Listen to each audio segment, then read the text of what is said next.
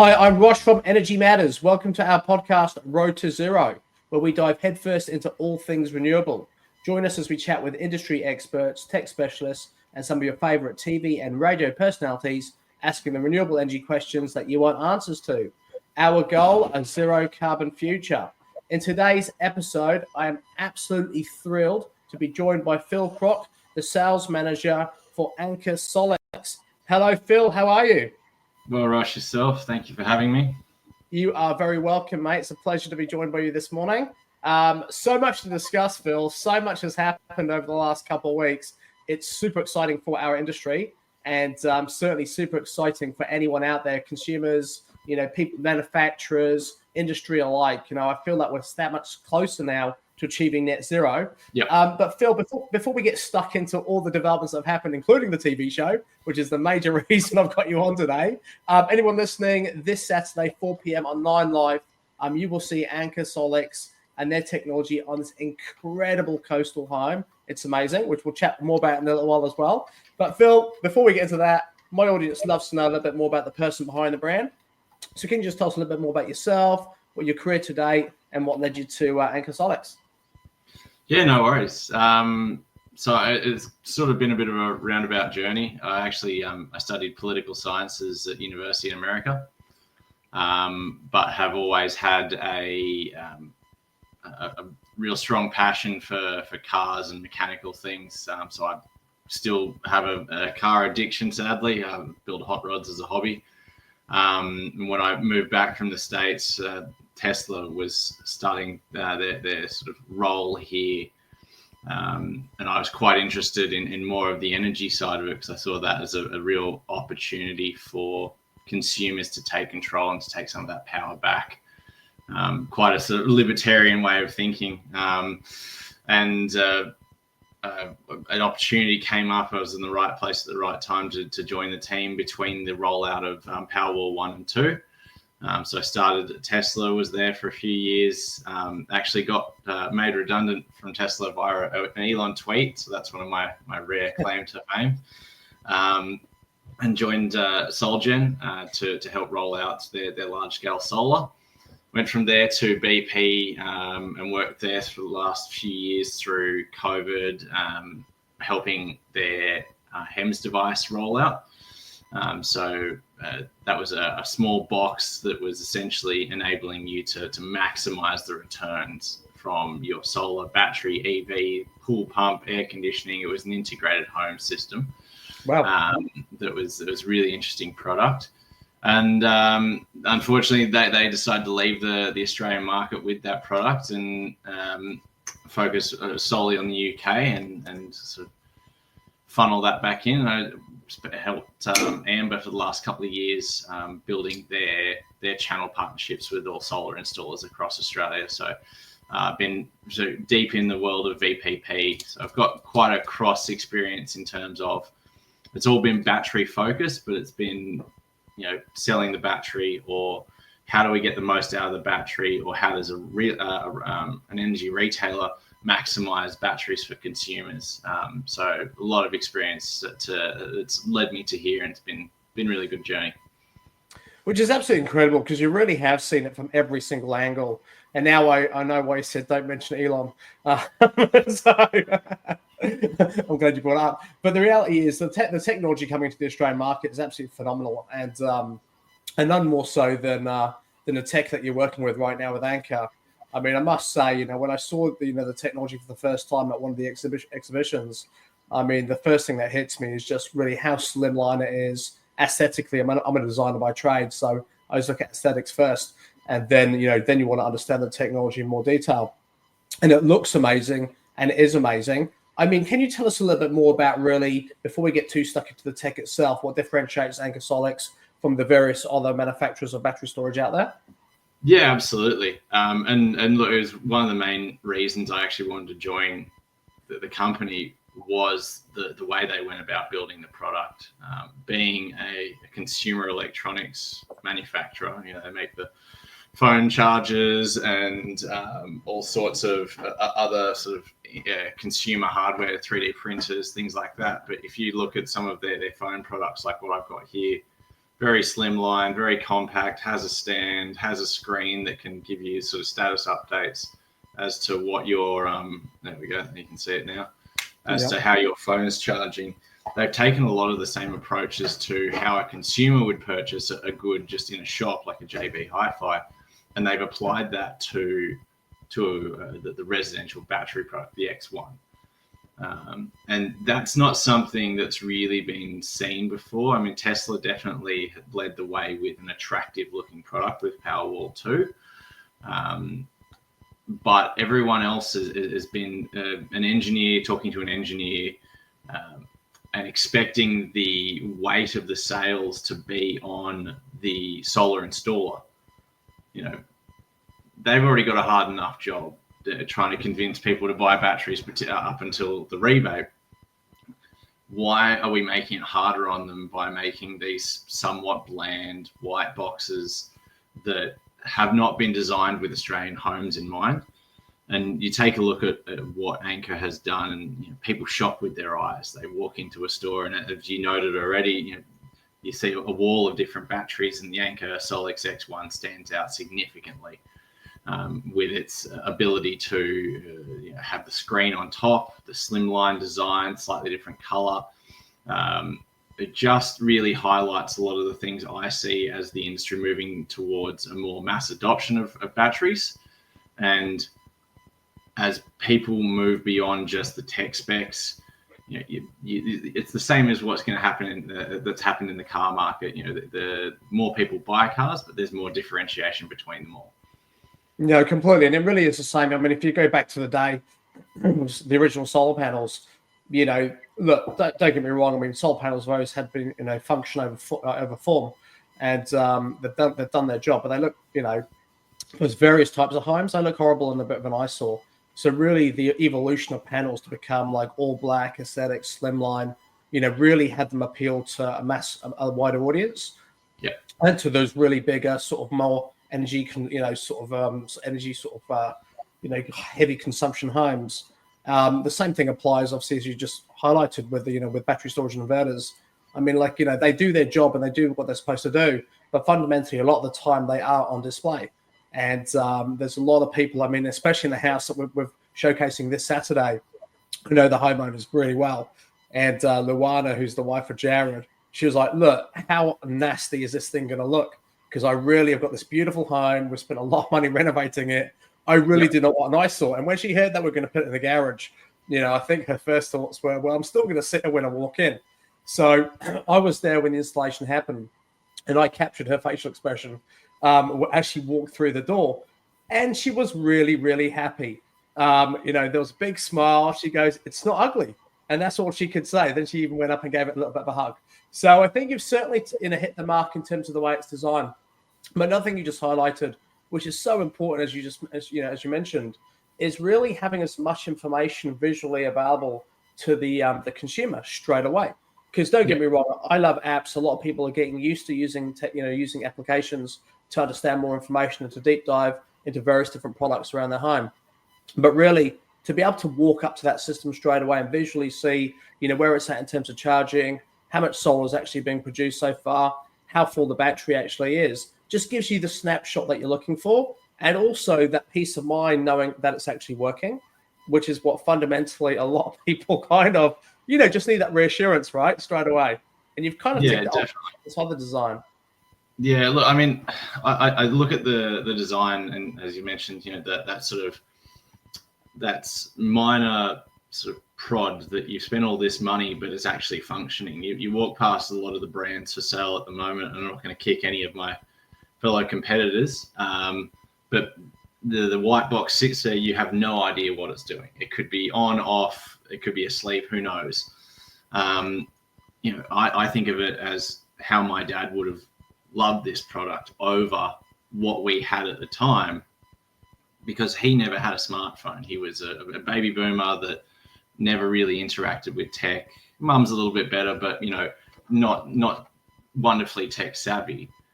But he drove his car into the garage after work every day, and this product would have been incredibly satisfying for him to drive in. And it has a motion detector in the screen. You can set that to on or off. And he could have just waved his hand in front of it or walked past it and been given that positive feedback loop of, it's made this amount of energy, the battery's this full, you're good to go. And, you know, that for a lot of customers is just that feel good factor of, oh, sweet, okay, cool. I didn't need to go to my phone and seek out the information. It's been kindly and pleasantly presented to me in an environment that I didn't have that information before. But in a garage is a perfect example. You know, side of a house, probably a little bit less likely you're going to walk past it every day. But in a garage, you know, where you're going to see this thing, you're going to be interacting with it in some fashion, to have that screen, to have that feedback that you're all good. And, you know, maybe you get home in a blackout and the garage door goes up because you've got it on the blackout circuit, and the lights on the actual battery change color depending on if you're in on-grid mode or off-grid mode. So you immediately drive into the garage unknown that there might be a blackout in a suburb, and you're getting that feedback loop because the bar is green telling you that it's blackout. So you then are able to go, okay, sweet, and make the actual decisions you need to make sure you're good to go. And that's absolutely right. I mean, really, in this scenario, and anyone listening or watching, fear not, we're going to put a clip on in a second so you can actually just get a very high-level look at what you can experience this Saturday. It's going to be amazing, 4 p.m. on 9 Live. But really, the fact that the actual the unit's actually installed in the garage, you know, as soon as you drive home, you know, Jared's walking past the unit. As you said, you know, you can tell straight away if there is a blackout. And the reality is that, you know, the good thing about this technology is it's seamless. So as soon as there's a blackout, it transitions from grid mode to off-grid mode.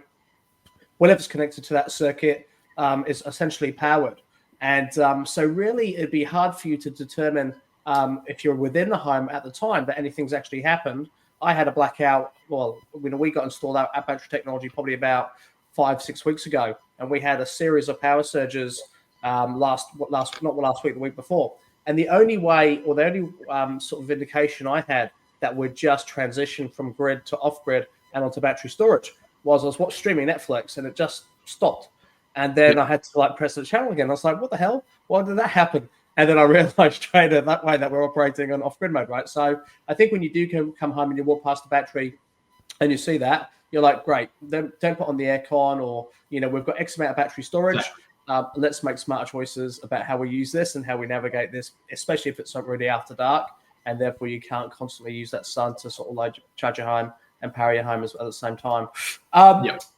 Phil, what we're going to do very quickly for anyone watching, check out this week's episode of Energy Matters, 4 p.m. on 9 Live, featuring Anker SOLIX.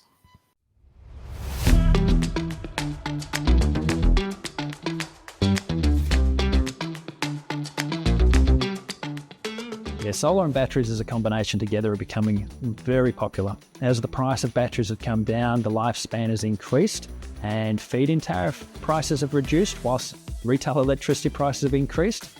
The timing for batteries is now. It's going to be almost commonplace for every system to have a battery.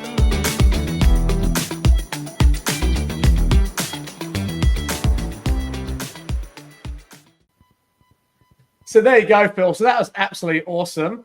It was an amazing day of filming. We were worried about the weather because it was absolutely terrible the morning of, and we expected there to be a lot of rain, but it cleared up. It was perfect for filming. We had a bit of sun coming out. The product does look amazing. Did the team enjoy filming Energy Matters? Yeah, absolutely. I had a great time. You know, and the product itself it's a pleasure to install. And it's a nice piece of kit to work with. So. No. Well, I know that Lee from Resync, they did the installation of the system, and he is such a fan of your products. Big fan. Like, from his perspective, I mean, obviously they spent a lot of time with the electrical, making sure it was beautifully installed, aesthetically pleasing. Obviously they installed the solar panels as well, and their mission was to have none of the panels be visible by the homeowners. So they really did a good job with that, and aesthetically it looked incredible. But as I said to you, the actual assembly of the battery system and the fact that it's got a modular design is absolutely perfect. Phil, they went with 20 kilowatt hours of battery storage along with 18 kilowatts of solar panels. Can you tell us a little bit more about, the options available for anyone wanting to buy or install this particular unit? Yeah, absolutely. So the X1 comes somewhat in three flavors, we'll call it. So you've got your AC coupled unit, which effectively acts as somewhat of a backstop between your home and the grid. So if you've already got a solar system, you've had it for a few years, it's operating fine. The AC coupled unit steps in between your home and the grid, and it captures all the excess power that you don't use in the home from your solar system. So you can get one of those units pretty quickly. They're very easy to install, and you can have between 5 and 30 kilowatt hours of storage on an AC coupled system. Then we've got the hybrid units, which are becoming a lot more common and popular, particularly with newer installs, because it's an all-in-one system. So what you're looking at there is your single or your three-phase hybrid systems in varying sizes. And then if you want to go bigger beyond that 30 kilowatts per stack, you can parallel a system. So you can essentially plug another one into another one and have them run, and get up to some pretty significant storage sizes. So, we've got a lot of options for customers to be able to pick and choose how they want their system to run. Which is amazing. So 30 kilowatt hours is a lot of battery storage for a start. I mean, I have got 38.4 admittedly, but then you can add another stack, which takes it up to 60. How many stacks can you go to? Is there a maximum? There is, yeah. So you can go with the three-phase system. You can parallel up to 6 individual power modules, which is where the brains are, where the screen is, and that takes you up to a maximum of 180 kilowatt hours. So if anyone out there wants to do that, I'm more than happy to come to the party and bring you some thank you gifts, because that would be a crazy install. But it does give customers that do have larger loads or are concerned that they're in potentially zones that are more applicable to blackouts, storms, things like this, that if you wanted to have that little bit more wiggle room, which I think with the coming EV wave, is going to be a lot more relevant. The days of the 10 kilowatt hour battery plug and play walk away are probably done, and I think we're going to start seeing your 15s, 20s, and 30s a lot more common now. No, I 100% agree, and you've touched on 2 really, really important things there. I mean, first and foremost, with blackout protection, I mean, it's unfortunately blackouts are now becoming a common occurrence. I mean, I live in the Gold Coast, so we got hit by the cyclone a few weeks ago, and we lost power for 9 days. This was pre-battery installation, which has obviously prompted me to get battery storage ASAP. But for 9 days, I mean, 1 or 2 days, you can get past it with a few candles, and you still got your barbecue as a backup for food.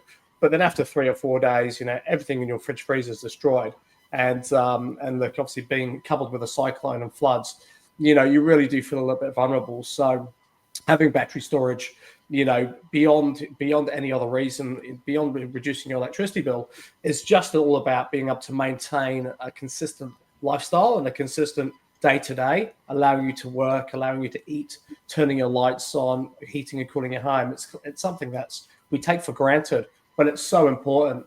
And then second to that is just really, as you said, the emergence of electric vehicles. So really, people, petrol is ridiculously expensive, and with everything that's going on with various other countries around the world and the various politics that come with that, there's going to be impacts, right? And petrol always seems to be one of those ones, and fuel that sort of really cops it. So, do you see it's do you think we've really now got to the point as a nation where everyone needs to consider, not just having solar power, but really having the energy independence through battery storage? I think it really lines up perfectly with sort of the Australian psyche of looking after yourself. We are quite an independent people. We like to sort of, do it ourselves, or find a way to muddle through in a lot of situations. It's quite a cultural thing here. And you can see that in the take up of rooftop solar. Over 4 million rooftops have solar systems now, which is an incredible success and something as a nation we should be immensely proud of. We are leading the globe in per capita solar, that we should be shouting that from the rooftops as success, but we shouldn't then rest on our laurels and on that lead. We should be then looking to what the next step is. And the next step really is that battery and grabbing that solar when we're not using it and keeping it for later on. Why am I going to give it back to the grid now for pennies on the dollar? Have my energy retailer then sell it to my neighbor for a decent profit, potentially paying a solar tax on that export, rather than looking at it as a similar system to, a rainwater tank. When it's sunny, I'm just storing that sunshine for later on. And this federal rebate that I'm sure we'll discuss shortly is going to, I think, really unlock a lot of potential for homeowners to take that power back. They did the solar installation, their bills went down 30, 40, 50%, but they're really sort of maxed out there. They can't do much more beyond that. They've got their pool on the middle of the day. They've got their electric hot water on the middle of the day. But mum and dad are out, the kids are at school. What are you going to do? You want to keep that power for later on, and battery's really the best way to do that. And look, as EVs become more common, particularly plug-in hybrids, I see like a big market for those in Australia with the distances we cover and the type of plug-in hybrids that are coming out, like some of the utes that are now available. You're not going to want to have a small sort of 5 to 10 kilowatt hour battery to then try and fill 30, 40, 50 to up to 100 kilowatt hours of storage in your car. So, having that smaller battery system at home now just seems less sensible. It helps. It does. Every little bit helps. But when you pull into your driveway in your BYD Shark or your Tesla Model 3, and you go to plug it in, you're filling a bucket with a thimble. Let's have a look at this and go, okay, well, if I'm getting my battery system now and the feds are going to kick in some coin to help get that cost down, let's go big from day one and build in some redundancy. No, absolutely. And you've obviously led me nicely to our next conversation point, which is the federal government. So look, we're not political energy matters. We're neutral. We support anyone that supports a clean, green Australia. And there's obviously various forms of energy out there. But I think for us on this particular election, and we were happy with the outcome, as and more so because consumers finally have access to independence. And as you mentioned before, Aussies. I'm an adopted Aussie. I mean, I've been here for 25 years now, so just over half my life. So for me, I know that energy independence is probably the most important thing to me. And ultimately what Labor have done inside of this battery rebate program that comes into play from July the 1st, but accessible now, as we'll talk about in a second, just really allows everybody access to their own battery storage, which means they can actually finally get some independence. And as you've highlighted, there's an opportunity to think outside of the box and think, well, do I just want to get myself a 5 kilowatt hour battery storage system? Or do I actually now want to go for the most I can possibly afford and take advantage of this rebate? Can you give us some indication, Phil, because details are still coming through about how this program is going to work? Yeah, look, I mean, I'm still waiting to hear, like most of my learned colleagues are. But from what we know at the moment, it's going to operate most likely in a similar fashion to the STCs, the small scale technology credits that are created when you install solar. So it's a point of sale discount for the customer based on the size of the system. I believe, correct me if I'm wrong here, it's $370 per kilowatt hour. Yeah, sounds about right. It could be give or take $5 here or there. Forgive me if I'm wrong. But that essentially means that, the rule of thumb for the industry has always been that a battery is around about $1,000 a kilowatt hour installed to the customer. That was always kind of the very, very rough estimate. If you look at that rule of thumb and you apply the federal government rebate, you're taking close to a 40% lump off the cost to the customer. So if you were looking at 10 kilowatt hours before, go for 20, because it's a one-shot deal. You only get it that time that you install the battery up front. If you get 10 kilowatt hours that first install and then decide in a year's time, actually, I probably should have got more, guess what? That second lump's not going to be as cheap as the first one. So I think it's a real opportunity for every homeowner, from the richest to the poorest that are looking at batteries to go as big as they can justify at this point in time. I know that's rich coming from a battery manufacturer, but I think from an Australian homes perspective, just having that bit of extra redundancy gives you so much extra peace of mind.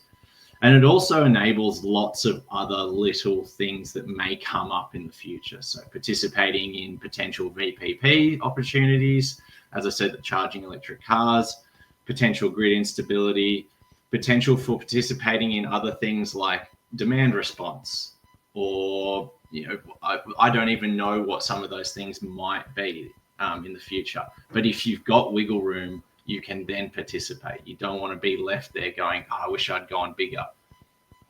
No, completely. And you're right. Because I mean, what's great about the technology today, excuse me, is that there's, including the Franklin's, the Anker SOLIX system, it's a modular design.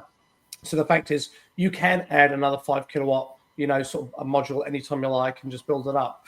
But really, I think when evaluating what your requirement is, it's not just looking about what your bill looks like right now and thinking, well, I've got X amount of solar on my roof. I'll just, the gap is probably, I'm shipping back, back into the grid via my feeding tariff, half of that production. I'm just going to get a battery storage system just to take the balance and what I actually need. It is considering, how's your home going to look in 5 years' time? How's it going to look in 10 years' time? Am I still going to be in this home? Do I like it enough? And if you do, and you love your property, like for us, this is our forever home, you're going to think, well, over the next 20 years, these are my requirements, and there's going to be more technology. Electrification is rife. I'm going to have loads more toys and gadgets, home automation. I'm going to be controlling my lights and my blinds and everything from the palm of my hands. So how much power am I going to need to do all of those things? And it really is that opportunity to say, if you've got a 30 to 40% discount off the purchase price of battery storage, and batteries have come down significantly for anyone watching. I mean, it isn't what it was 2 years ago. It is ridiculously cheaper. Panels aren't going to get any cheaper. I don't think if they went any cheaper, every manufacturer is going to go broke. So, so really, it is that time to say, am I happy with the size system of my roof? Potentially no. We'll get an upgrade. Add more panels, have a bigger solar system on there. Get something like Anker SOLIX. Either a hybrid solution, so you can connect that directly to those panels, and then just max it out. And I think one of the great things I like, Phil, about the industry as it is right now, is there are some incredible installers out there that are willing to take the time to really explain to consumers, what the right solution is for them. I think probably one of the frightening parts about the whole thing, and you and I have both seen this over the years that we worked in the industry, is when there's a really amazing rebate that comes out, especially this one being point of sale. You have organizations like yourself who manufacture incredible technology, just great. We can actually support the installers to educate them properly on how to do the install and how to support the consumer. And likewise, the retailers and stores do the same thing. But then you have this other category that always seems to enter the market when there's a rebate, that really, I suppose they're there primarily to create a product that can actually, be low cost and present to the consumer, you know what, we can give you your battery almost for free, and vice versa. There's a certain type of retailer and installer that really pushes that product. How can a consumer, a homeowner, or a business owner kind of prepare themselves for that and be able to differentiate between those two types of products and those two types of installers approaching them? Yeah, I mean, it's a great question. And I'm a massive consumer advocate. I'm very passionate about making sure that people have got enough to get by.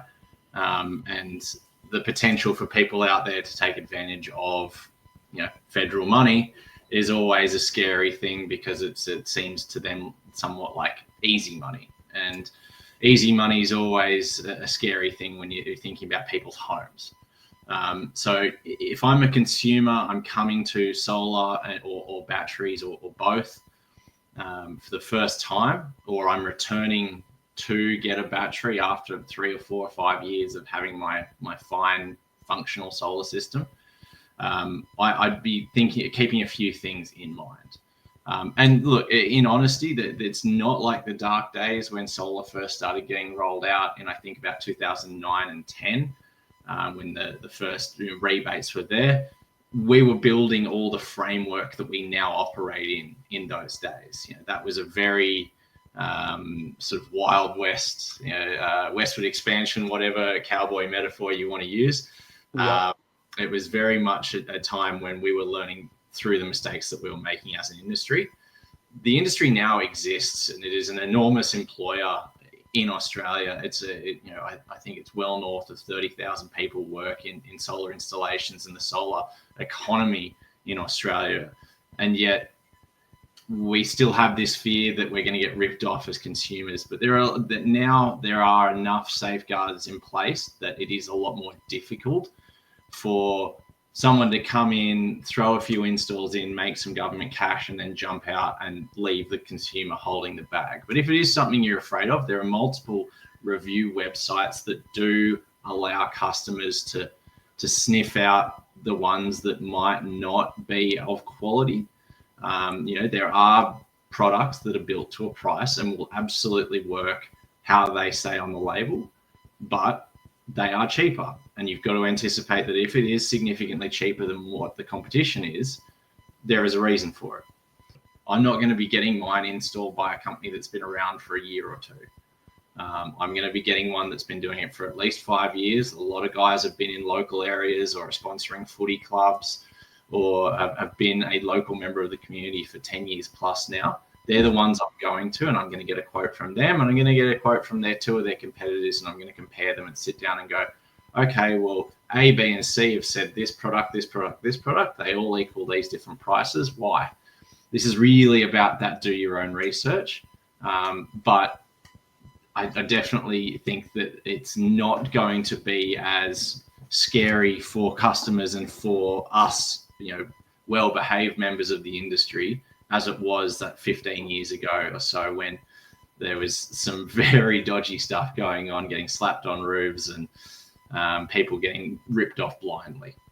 Yeah, look, it really was quite dark back in those days. And as you said, what's reassuring today is there's a real process and a real dance any manufacturer has to go through to have their products, allowed to be sold in the Australian market.